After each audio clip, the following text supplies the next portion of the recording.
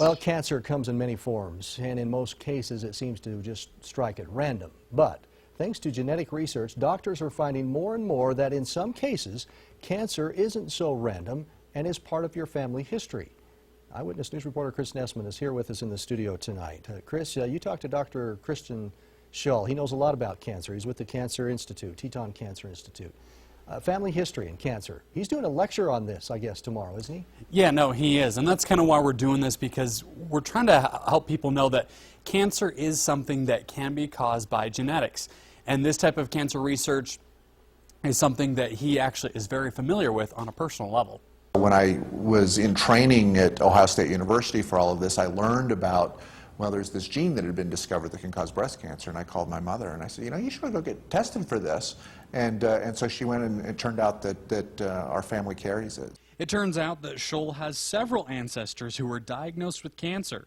He says while it's not as unusual as people think, it does differ for various types of cancer. Say breast or colon cancer, perhaps maybe 5% of patients might have a genetic basis, whereas with ovarian cancer, it's more like 10% of patients. Dr. Schull says there are some red flags people can look for that usually indicate if you have the genes for cancer. Young, multiple, and rare.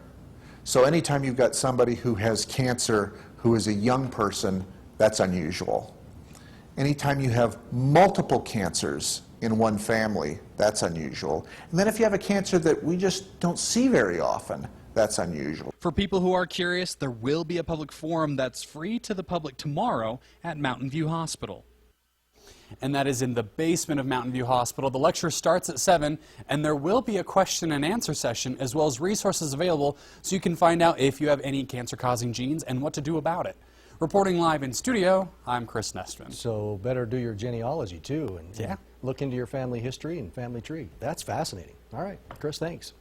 Dr. Schull says for people who do have the genetic disposition for cancer, most often they simply recommend increasing regular screening.